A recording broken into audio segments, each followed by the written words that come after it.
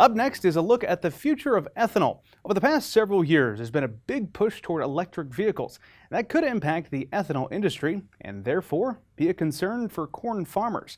About a third of the corn in the United States is used to make ethanol. To learn more about ethanol versus electrons, we had the opportunity recently to sit down with Dr. Matthew Roberts. He's a senior grain analyst with Terrain. Matt, we appreciate you coming on to Market Journal. Thanks for having me, Bryce. We want to talk about ethanol and smart cars. There's obviously a relationship there when it comes to ethanol demand and what that's going to look like moving forward. So tell us big picture, where are electric cars at right now and where do you see that going? So electric cars right now, new car sales in America, roughly 5% of new car sales are electrified car or are battery electric cars. Roughly 1% of all cars in use in America are electric cars. Obviously, it's going up. I mean, we see the headlines. California, we hear they're getting rid of gasoline cars by 2035. There's 14 other states that always follow California by law. So I think as somebody who works in agriculture, that's concerning, right? That's concerning for the 35-40% of our corn that goes into ethanol. You say it's concerning. That's the trend you're seeing right now. I guess share some of your thoughts on where you see all this going in that relationship with ethanol. It's funny you ask. So I just did a report on this, probably why we're here. And what I spent a couple of months after getting a lot of questions from farmers over the past few years on this. What I see is this is going to matter so much less than we tend to think. And there's a couple reasons. The first is all these announcements about electrified vehicles, whether it's General Motors, California, EU, New York. Electrified is not the same as electric. It includes plug-in hybrid vehicles. In each of these cases, 40% of the vehicles can be plug-in hybrid. We know that those about half the time are running on gasoline, not electricity. So that blunts the demand. The bigger piece is used cars. Right now, average age in America of a car is 13.1 years, and it's going up. New cars are expensive. People are holding on to the old ones longer.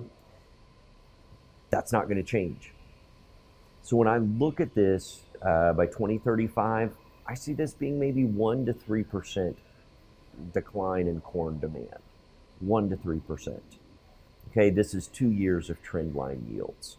So it's not to say it doesn't matter, but it's not going to be this big driver that should affect your land purchases, whether or not your kid has a future in farming. And these are the questions I get. These are farmers I have asking me this.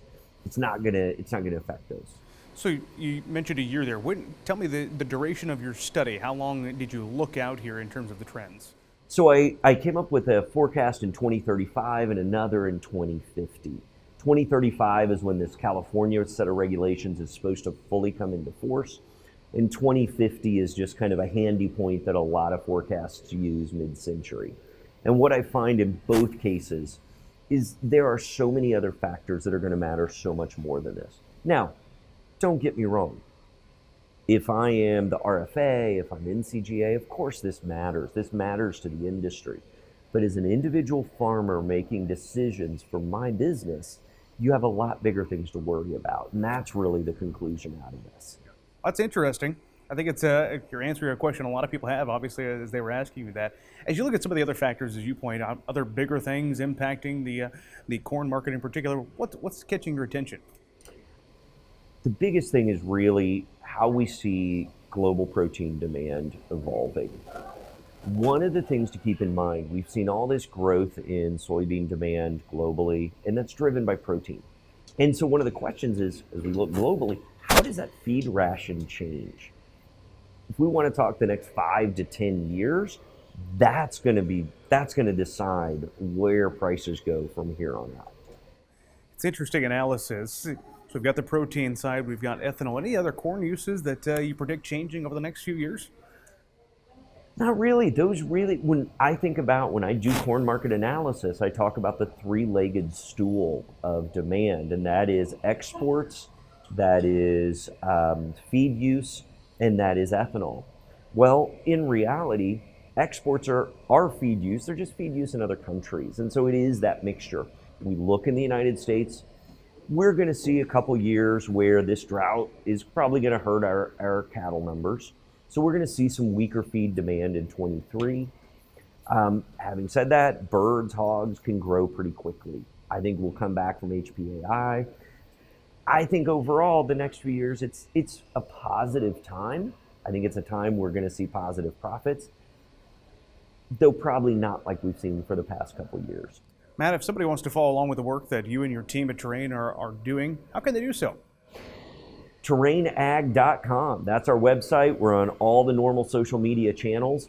Or if you are in the areas of Farm Credit Services of America or American Ag Credit or Frontier Farm Credit, you can also reach out to your local office. We're there. We were put together by those three associations, and we're there to support their customers and those representatives.